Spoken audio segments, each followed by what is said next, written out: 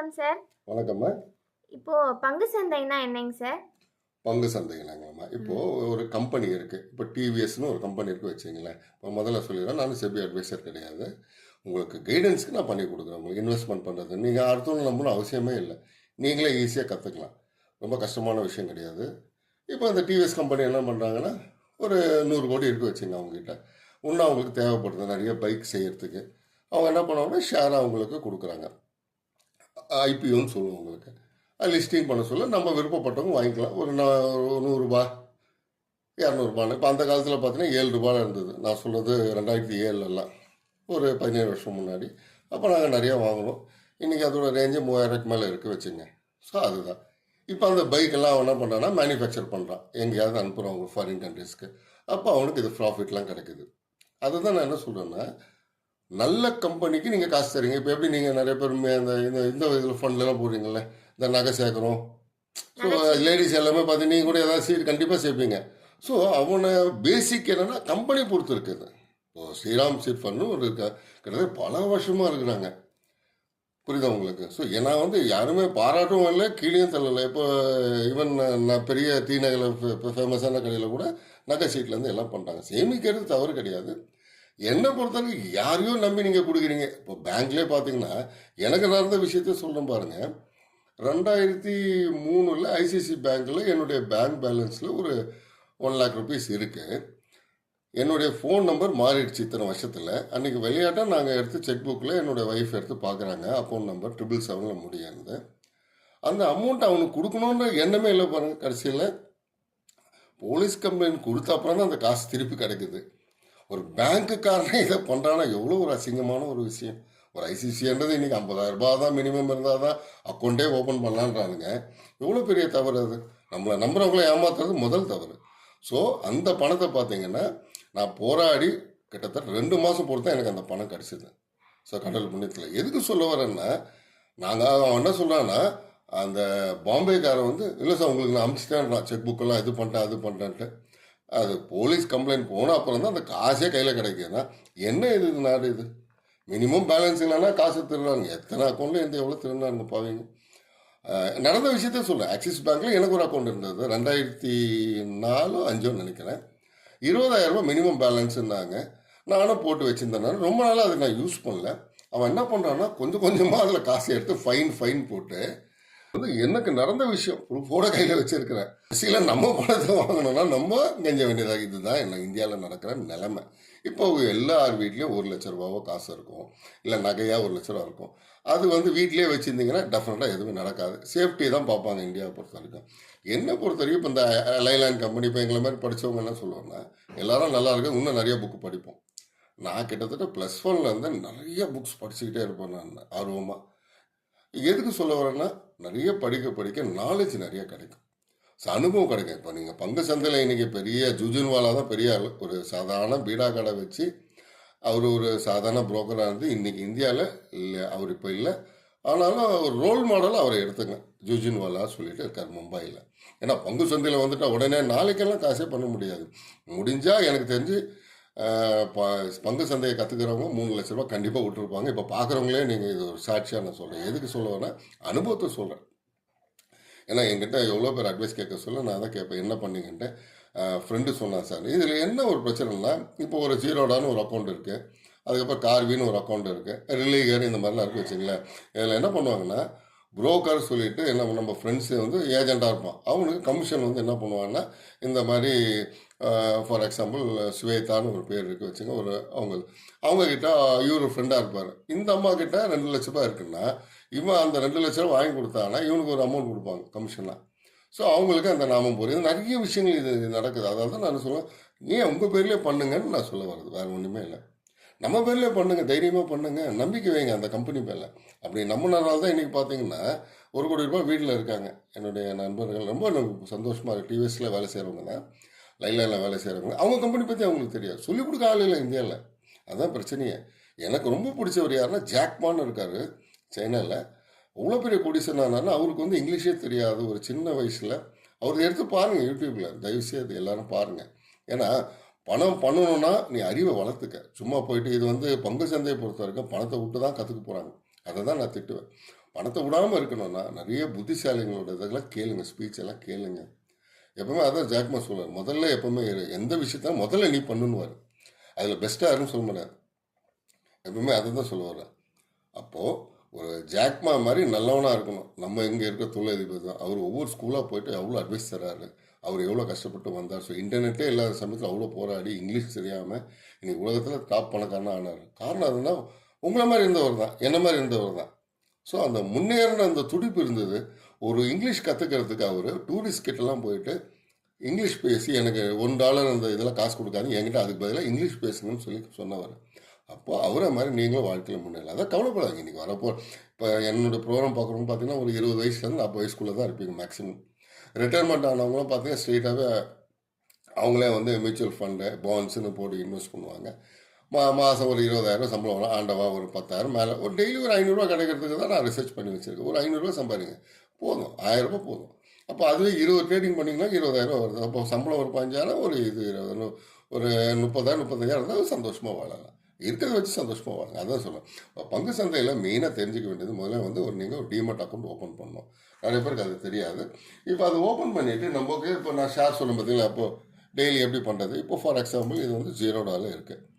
இப்போ உங்களுக்கு கேட்கலாம், சார் எப்படி ஓப்பன் பண்ணுறது. இதில் வந்து பார்த்தீங்கன்னா கைட்டுன்னு இருக்கும்.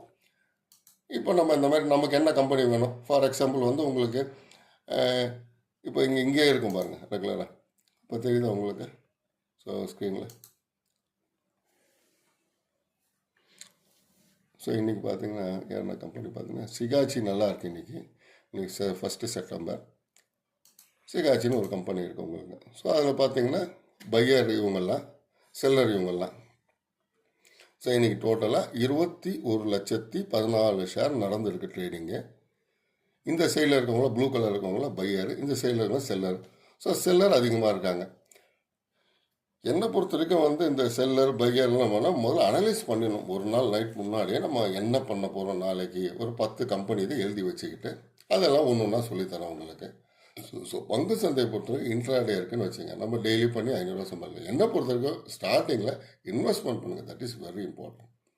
உங்களுக்கு எந்த கம்பெனி நல்லா பிடிச்சிருக்கு. இப்போ பல்லு தேய்க்காமல் எவனும் இருக்க மாட்டான். அப்போ என்ன அது கோல்கேட்டு எஃப்எம்சிஜி வந்துடுது உங்களுக்கு. இப்போ சோப்புலேருந்து எல்லாமே பார்த்தீங்கன்னா எஃப்எம்சிஜி தான் எல்லாமே. எப்பவுமே ஸ்லோவாக தான் ஏறும், கிராஜுவலாக. இப்போ டிமார்ட்டே எடுத்திங்கன்னா திடீர்னு பார்த்தீங்கன்னா ஒரு $2,000 ஜம்ப் பண்ணான், டக்குன்னு போனான். ஸோ என்னை பொறுத்த வரைக்கும் பொறுமையாக இருங்க. நம்ம இன்வெஸ்ட் பண்ணிட்டோன்னா ஒரு 1 இயர். இப்போ நான் டாடா டெலின்னு ஒன்று இருக்குது, யூஜி ஸ்டெலின்னு இருந்தது. 60 பைசாக்கு வாங்கினேன் அந்த காலத்தில் டி நகரில். அப்போ கார்வியில் தான் ஆஃபீஸ் இருந்தது. அப்போ அங்கே சொல்லுவாங்க, என்ன சார் நீங்கள் 60 ஷேர்லாம் வாங்கின்னு இருக்கீங்கன்னு. அதோட மதிப்பு பார்த்தீங்கன்னா ஒரு 2 வருஷம் முன்னாடி $360 வரைக்கும் வந்தான். இன்றைக்கி அது மறுபடியும் $54 இருக்கான். அப்போ நீங்கள் எந்த அளவுக்கு கிட்டத்தட்ட ஆயிடுச்சு பாருங்கள், 20 வருஷம் ஆகுது. பொறுமையாக இருந்தீங்கன்னா உலகத்தை சாதிக்கலாம். அதுக்கு நம்ம அவ்வளோ பொறுமையாக இருக்க வேண்டாம்னு அவசியம் கிடையாது. 60 காசு இருந்துச்சுன்னா நீங்கள் ஒரு $10 வந்தால் கூட செல் பண்ணலாம். கிட்டத்தட்ட 20 மடங்கு கிடைக்குது இல்லை. நீங்கள் போட ஒரு 10,000 போடுறீங்க, அப்போ எவ்வளோ கிடைக்குது? 10,000 × 20 2 லட்சம் ரூபாய். ஸோ போதில் உங்களுக்கு 10,000 போட்டது 2 லட்சம் கிடைக்குதுன்னா.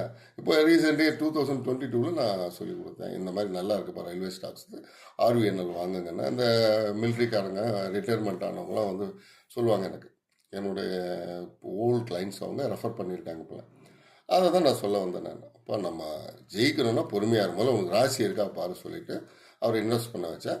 அந்த ஷேர் பார்த்தீங்கன்னா 20-22 ரூபாய்க்கு ஆவரேஜாக வாங்கினது. சில பேர் 30-32 ரூபாய்க்கு வாங்கினாங்க ஒரு 22ல். அதோட மதிப்பு பார்த்தீங்கன்னா வித்தின் 2 இயர்ஸ் 24ல் பார்த்தீங்கன்னா $650 போச்சு. நான் அதான் கேட்டாங்க, $1000 போகும்னு சொன்னீங்களே சார். நான் அதை தான் திட்டினேன். நான் $600 வந்தவொடனே வித்துட்டு வெளில போயிடுங்க, $500 போயிடுங்கன்னா பை காட் கிரேஸ். $650 போனால் கூட அது சொன்னேன், $600 போதும், நம்ம டார்கெட் போயிட்டே இருங்கன்ட்டு அதோட விட்டுடுங்க. 1 இயர் ஷேர் மார்க்கெட் பக்கம் வராதிங்கன்னு 5 lakhs போட்டார். ஒரு 1.5 கோடி சம்பாதிச்சார். என்னை பொறுத்தவரைக்கும் பொறுமையாக இருந்ததால் தான். கீழே விழுந்தோன்னா ஃபோனை பண்ணி கேட்கக்கூடாது, சார் விழுந்துடுச்சுன்ட்டு. மேலே போக சொல்லி எதுவுமே தொல்லையே கொடுக்கக்கூடாது.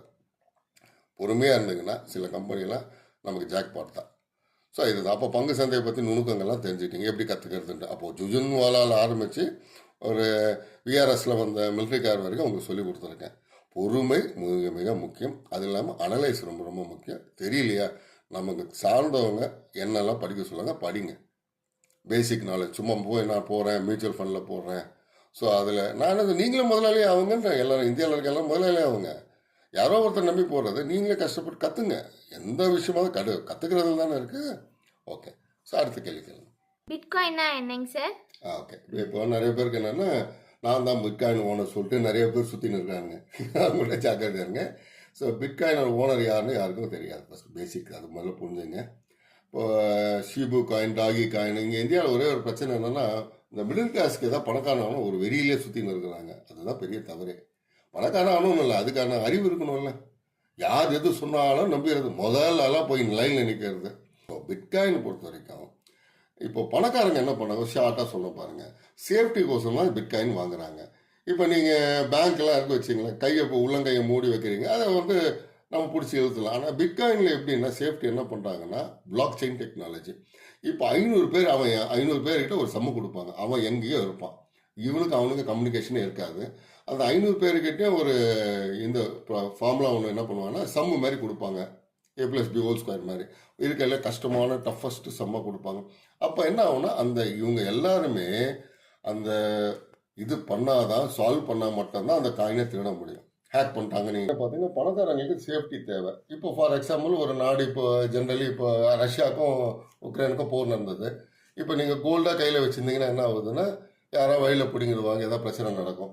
ஆனால் இதுவே பார்த்தீங்கன்னா பிட்காயின் வச்சிங்க, நீங்கள் மற்ற நாடு, நீங்கள் எந்த நாடு கூட போயிட்டு உங்களுடைய லேப்டாப் வச்சு ஓப்பன் பண்ணிங்கன்னா you can sell anywhere and you can take the money back. So அப்போ என்ன பண்ணுறோம், கோல்டுக்கு பதிலாக பணக்காரங்க என்ன, இப்போ பல கோடிக்கு அதிபதி, பணக்காரனா எல்லாரும் பணக்காரங்க கிடையாது. உங்களுக்கு வேர்ல்டில் இப்போ டாப் 1000 இருக்காங்கன்னா எல்லாருமே பிட்காயின் வச்சுருக்காங்க. அவங்கெல்லாம் எனக்கு தெரிஞ்சு வந்து ஒரு $100 இருக்க சொல்லி வாங்கிட்டாங்க. இன்றைக்கி அது லட்சக்கணக்கில் போயின்னு இருக்குது, $1,00,000 இருக்குது, கோடிக்கு போயிடுச்சு இப்போது. ஸோ இப்போ நம்மளாம் அதில் போகாமல் நார்மல் நிறையா இருக்குது கிரிப்டோ கரன்சிஸு, நல்ல காயின்ஸ்லாம் இருக்குது, ஷீபு, டாகி காயின்ஸ்லாம் இருக்குது, நல்லா இருக்குது. ஸோ அதெல்லாம் நான் குறைய சொல்ல மாட்டேன். பட் அவங்க என்ன பண்ணுறாங்க, ஃபவுண்டேஷன் இது நம்ம அட்ரஸ் இது எதுவுமே இருக்காது. ஸோ இது பிளைண்டாக நம்பணும். எலன் மாஸ்க் தான் வந்து பாஸாக இருக்கார் டாகி காயினுக்கு. அவர் நல்ல கம்பெனியில் இருக்கார் உங்களுக்கு, அதெல்லாம் தைரியமாக ஸ்பேஸ் எக்ஸ் இது, அது இல்லாமல் ட்விட்டருக்கு அவர் தான் பாஸு. இப்போ நம்ம அமெரிக்கா பிரசிடெண்ட்டையும் அவர் தான் ஜெயிக்க வச்சார். அவரோட விளம்பரத்தாலேயே இளைஞர்கள்லாம் சேர்ந்து ஓட்டு போட்டு, இப்போ ஏன்டா அவருக்கு ஓட்டு போட்டோன்னா ஆறு அளவுக்கு அப்படி பண்ணிட்டாரு. நான் அதை தான் நான் சொல்ல வரேன் நானும்மா. ஸோ இப்போ அடுத்தது பார்த்தீங்கன்னா வந்து கிரிப்டோ கரன்சின்னு என்ன கேட்டிருந்தீங்க. இப்போ கிரிப்டோ கரன்சியில் பார்த்தீங்கன்னா கிட்டத்தட்ட 1,00,000 காயின்ஸ் இருக்குது. நான் அது நிறைய ஃபோல்ஜரி, அம்பக்கு அந்த மாதிரி போகிற வரவங்கலாம் பார்த்தீங்கன்னா இப்போ ஒன்றும் இல்லை, நல்ல காயின். இப்போ டாகி காயினா டாகி காயின்லேயே டாகி ஏ, டாகி யூ, டாகி பி, ஸோ இஷ்டத்துக்கு ஓப்பன் பண்ணுவாங்க. ஸோ அதை தான் நான் திட்ட வரேன் நான். இப்போ நம்மளை பொறுத்த வரைக்கும் என்னென்னா பேசிக், இப்போ எப்படி நம்ம டிவிஎஸ் கம்பெனி நல்லா இருக்கா, லைலாண்ட் நல்லா இருக்கா, இன்ஃபோசிஸ் நல்லா இருக்கான்னு பார்க்கணும். அந்த மாதிரி தான் இதுலேயும் இப்போ நம்ம இஷ்டத்துக்கு ஏதாவது ஒன்று வாங்கிடுறது. இப்போ ஷீபு காயின் பேஸ்மெண்ட் பார்த்தீங்கன்னா ஜப்பான்காரங்க எல்லாம் வாங்கியிருக்காங்க. இப்போ ஜப்பான்காரன் அவ்வளோ சீக்கிரத்தில் ஈஸியாக வாங்க கிடையாது, ரொம்ப மூலக்காரன். அதெல்லாம் அதை நம்பி வாங்கலாம், தவறு கிடையாது. பட் நிறைய போடக்கூடாது. இப்போ ஒரு 5,000 10,000 போட்டுட்டு ஒரு 2-3 வருஷம் சட்டை பண்ணாமல் விட்டுனாலே போதும். இப்போ டாகி காயின் அப்படி தான் இருந்தது உங்களுக்கு. கிட்டத்தட்ட வந்து 10,000 டைம்ஸ்லாம் போயிருக்குது. அது லக் அடிச்சவனுக்கு ஜாக்பாட். அப்போ அந்த காலத்தில் நான் சொல்கிறது 2009 2010 பிட்காயின் வந்து $1 இருக்க சொல்ல ஒரு சின்ன ஸ்டோரியே சொல்கிறேன் பாருங்கள். ஜப்பானில் 2 அண்ணன் தம்பிங்க கார் துடைக்கிறது தான் அவங்க வேலையை, பார்ட் டைம் ஜாபாக பண்ணிட்டு இருக்காங்க. அவங்க என்ன பண்ணுறாங்கன்னா, ஒரு படித்தவர்கிட்ட கார் துடைக்க சொல்ல அவர் அட்வைஸ் தராரு. இந்த மாதிரி பிட்காயின் ஒன்று வருது பார்க்க, ஓகே ஓரளவு டீசெண்டாக இருக்கு, வாங்கி வச்சுங்க, ஃப்யூச்சரில் கோல்டுக்கு பதிலாக இதுதான் ஆப்ஷன் இருக்குன்னு சொல்லிட்டு அவர் சொல்லியிருக்காரு அட்வைஸு. அப்போ என்ன ஆயிடுதுன்னா, அந்த பிள்ளைங்க அதை ஃபாலோ பண்ணுதுங்க. கிடைக்கிற எல்லா காசுமே அவங்களுக்கு வந்து $10 கிடைக்குதோ இல்லை $50 கிடைக்குதோ, தினமும் என்ன பண்ணாங்கன்னா அதை வாங்கிட்டே இருக்கிறாங்க. ஒரு ஸ்டேஜ் ஆனோன்னு புரிஞ்சுக்கிட்டாங்க, ஓகே கொஞ்சம் கொஞ்சமாக அது ஏறிக்கிட்டே இருக்குது. முதல்ல வந்து $1 ஆரம்பிச்சது $100 போச்சுன்னா அப்போ புரிஞ்சுட்டாங்க, போட்டது 100 மடங்கு ஆச்சுன்னு. ஆனாலும் அவங்க விற்காமல் அப்படியே ஹோல்ட் பண்ணி வர சம்பாதிச்ச எல்லா காசும் எப்படி சேர்த்து வைக்கிறாங்களோ அந்த மாதிரி காயினாக வாங்கி வைக்கிறாங்க. கடைசியில் பார்த்தீங்கன்னா டாப் 10 பணக்காரனாக ஆகிட்டாங்க இன்றைக்கி ஜப்பானில் அவங்க. ஸோ நம்ம அந்த கடவுளை தான் நான் சொல்லுவேன், அவர் அட்வைஸ் கொடுத்தாரு பாருங்க, அவர் தான் கடவுள். டெய்லி ட்ரேடிங்னா என்னங்க சார்? அப்போ டெய்லி பார்த்தீங்கன்னா இப்போ நம்ம என்ன பண்ணுவோம்னா, காலையில் 9:15 ஆரம்பிக்கிறது ஷேர் மார்க்கெட், 3:30 மணிக்கு முடியுது. நமக்கு என்ன பண்ணுவோம்னா, அவங்க அலாட்மெண்ட் பார்த்தீங்கன்னா இப்போ நான் சொல்லியிருக்கேன் பாருங்கள், 3:20க்கு நம்ம பொசிஷன் க்ளோஸ் பண்ணிடணும். இப்போ உதாரணமாக இப்போ இந்த ஷேர் வாங்குறீங்க, இப்போ இது பைன்னு ஒன்று போடுங்களேன், ஒரே ஒரு ஷேர் எவ்வளோ கேட்குது மார்ஜின்னு, சார் டிவைட் பை 5 தான். அப்போ 30 ரூபா இருக்கும் வச்சுங்க, 5ஆல் டிவைட் பண்ணுங்கள், $6 5 வரும். இப்போ நீங்கள் 10,000 வச்சுருக்கீங்களா இல்லை 5,000 வச்சுருக்கீங்கன்னா அப்போ நீங்களே கவுண்ட் பண்ணிங்க. இப்போ ஒரு 100 ஷேர் வாங்கினோன்னா $6 × 100 எவ்வளோ வருது, $600. இப்போ ₹1 ஏறிச்சுன்னா உங்களுக்கு ₹600 லாபம். இப்போ ₹1 இறங்கிச்சுன்னா ₹600 நஷ்டம். அது உங்களுடைய விருப்பம். நீங்கள் தான் டிசிஷன் எடுக்கணும். நிறைய பேர் சொல்லுவாங்களே 1,00,000 இருந்தால் தான் பங்கு சந்தைக்கு வரலாம். நான் பார்த்தேன்னா உங்கள் ஆப்ரேட்டர் என்ன பண்ணுறாங்கன்னா இந்த மாதிரி சின்ன சின்ன ஷேர் எல்லாம் ஏறுற மாதிரி ஏற்றி இன்ட்ராடேல அடித்து காலி பண்ணிடுறான். அதெல்லாம் நீங்கள் 5,000 10,000 வர்றதுலாம் வேஸ்ட்டு டோட்டலி. அதனால் என்ன பொறுத்துக்கு ஃபஸ்ட்டு நிறைய படிங்க. பிகினராக இருந்து நிறைய புக்ஸ்லாம் படிங்க. அதுக்கப்புறமேல நீங்கள் என்ன பண்ணலான்னா நம்ம இன்வெஸ்ட்மெண்ட் பண்ணிவிட்டு வெயிட் பண்ணுங்கள். நான் சொன்ன பார்த்தீங்கன்னா லாங் டேர்மாக இருந்தீங்கன்னா நல்லது. அதுதான் சொல்ல வரேன் நான். ஷேர் மார்க்கெட்டில் காசு போட்டால் டபுள் ஆகுன்றாங்களேங்க சார், நிஜமாவா? ஆமாம். இப்போ நான் சொல்கிறேங்கம்மா. இப்போ என்னென்னா இப்போ ஷேர் மார்க்கெட் கண்டிப்பாக நான் உங்கள் இதுக்கே சொன்ன பாருங்கள். இப்போது ஆர்பிஎன்எல் ஒரு ஷேர் 2022 நான் இது நல்லா இருக்கேன். ஃபவுண்டேஷன் நல்லா இருக்குது. ட்ரெயின் ஷேர்ஸ் எல்லாமே நல்லா இருக்குது. ரயில்வேஸ் வந்து நம்பி போடலாம் அப்படின்னு. ஐஆர்எஃப்சி கூட ஒரு நல்ல கம்பெனி தான். இன்னும் அது டார்கெட்டை அச்சீவ் பண்ணலை. அதே இடத்துல தான் இருக்குது. நான் என்ன சொன்னேன்னா வந்து ஒரு ₹1,000 வரைக்கும் போகும். ரொம்ப லாங் டைமாக வச்சிங்க அப்படின்னு. கடவுள் புண்ணியத்தில் அது 20லேருந்து ₹30 வாங்கினவங்களாம் ஜாக் பாட்டு. என்னுடைய நண்பர்கள் கிளைண்ட்ஸ் எல்லாருமே ஒரு ₹650 வரைக்கும் போச்சு. நான் ₹600 வெளியில் வர சொல்லிட்டேன். வெயிட் பண்ணுங்க அப்படின்ட்டு. ஏன்னா போட்டது 30 மடங்கு ஆனாலே வெளில போயிடணும். 20 மடங்கு ஆனால் நான் சொன்ன பாருங்க 2009 நான் யூஜி ஸ்டெலி வாங்கினேன் 60 காசுக்குன்னு. அந்த மாதிரி தான் லாங் டேர்ம். எப்பவுமே லாங் டேர்மாக இருந்தால் நல்ல பணம் கிடைக்கும் உங்களுக்கு. நீங்கள் சொன்னீங்களா அந்த டபுள்லாம் இல்லை. ஒரு உதாரணத்துக்கு சொன்ன பாருங்க, இன்ஃபோசிஸ்னு ஒரு கம்பெனி. உங்கள் தாத்தா வந்து ஒரு ₹10,000 போடுறாரு வச்சுங்க. இன்ஃபோசிஸ்னு ஒரு கம்பெனியில் ₹10,000 போட்டிருந்தாலும் 1989 1991 விப்ரோ இவங்கெல்லாம் போட்டிருந்தாருன்னா இன்றைக்கி எவ்வளோ கேட்பீங்க? நீங்களே சொல்லுங்கள். எவ்வளோ ரூபாய் தேவைப்படும் உங்களுக்கு? நீங்கள் போட்ட ₹10,000 எவ்வளோ வேணும்? இந்த ஒரு 25 வருஷத்தில் எக்ஸாம்பிள் ஒரு 25,000 ஒரு 10 லட்சம் கேட்பீங்க. ஆனால் அவங்க கொடுத்தது பார்த்தீங்கன்னா கிட்டத்தட்ட 330 கோடி கொடுத்தாங்க. அதை தான் நான் சொல்ல வர்றது. ஸோ பங்கு சந்தையை போல ₹10,000 போட்டவனுக்கு இன்றைக்கி இவ்வளோ கோடி கிடைக்குன்னா நிறைய போனஸ் கொடுத்தாங்க இன்ஃபோசிஸும் விப்ரோவும். அப்போ ஐடி வந்து டெவலப் ஆச்சு.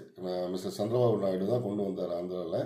இப்போ இவருக்கு பார்த்து பில்கேட்ஸை பார்த்து யூஎஸ் போயிட்டு அப்பாயின்மெண்ட் வாங்கிட்டு அதுக்கப்புறம் தான் சிலிகான் சிட்டி ஆச்சு. So basic things. அதுக்கப்புறம் தான் பெங்களூர் டெவலப் ஆச்சு. அதுக்கப்புறம் சென்னை டெவலப் ஆச்சு.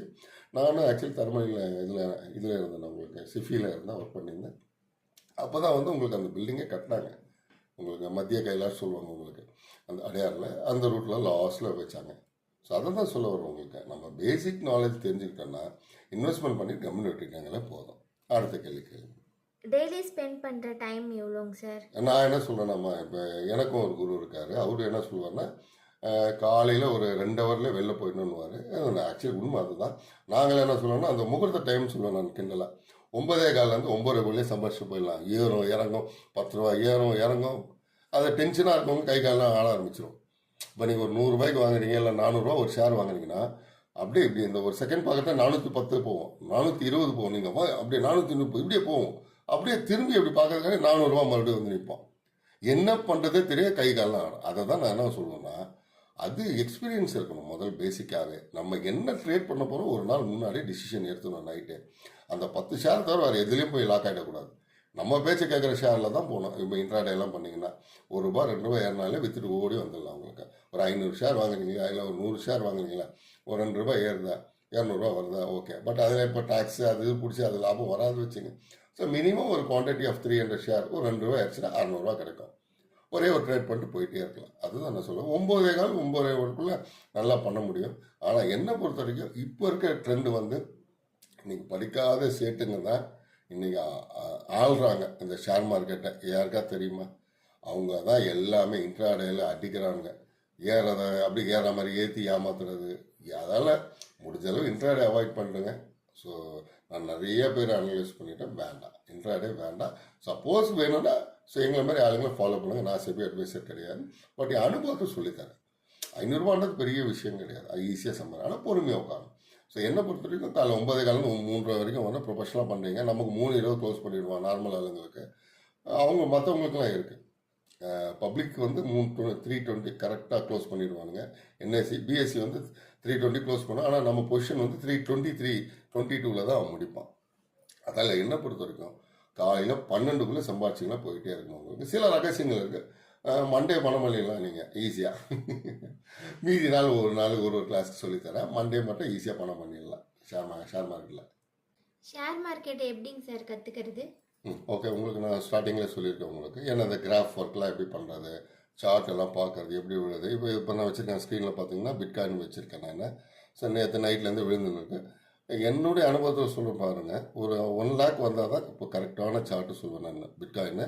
இப்போ மார்க்கெட் டெஃபினட்டாக வந்து பார்த்தீங்கன்னா, இப்போ இன்னைக்கு என்ன date, 1st of September.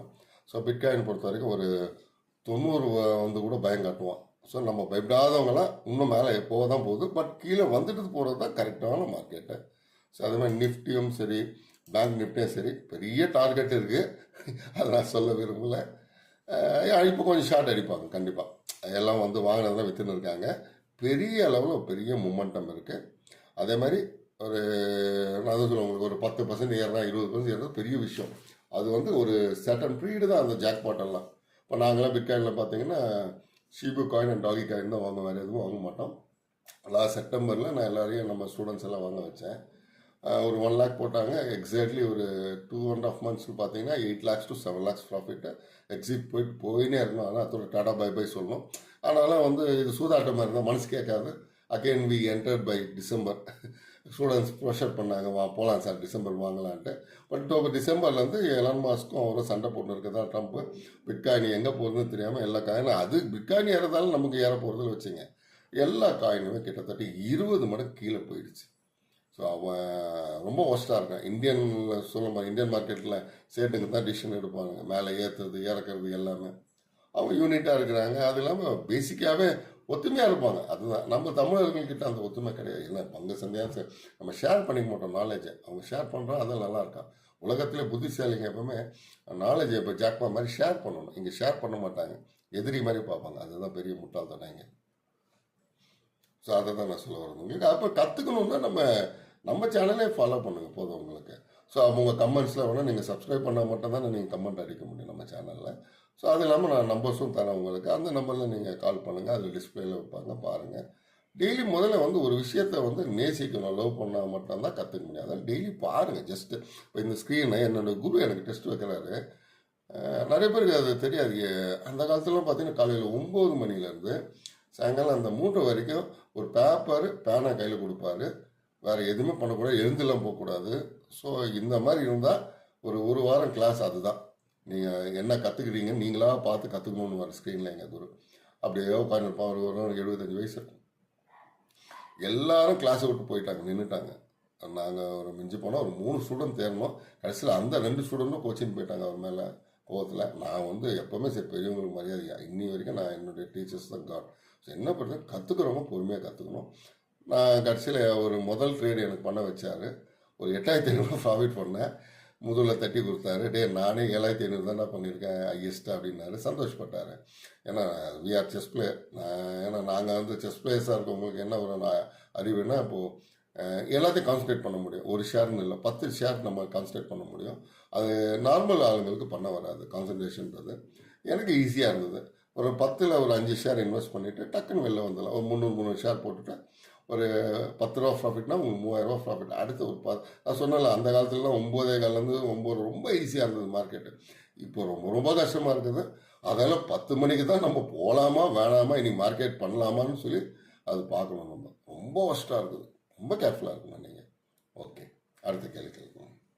House ஒய்ஃபாக இருக்கிறவங்க டெய்லி 500 1000 சம்பாதிக்க முடியுங்களா? ஆமாம். இந்த ஷேரில் பார்த்தீங்கன்னா பொறுமை ரொம்ப, நான் சொன்ன பார்த்தீங்களா, ஈஸியாக பண்ணலாம். முதல்ல கற்றுங்க. முதல்ல அக்கௌண்ட் எதுலையாவது ஓப்பன் பண்ணுங்க. உங்களுக்கு என்ன பொறுத்த வரைக்கும் பேங்க் செக்டாரில் தான் ஓப்பன் பண்ணுங்க, அதுதான் சேஃப்டி. ஏன்னா இப்போ நம்ம ப்ரோக்கரேஜ் அது இதுன்னு நான் அதான் சொல்லுவேன். ஃப்ரெண்ட்ஸை கூட யாரையும் நம்பாது.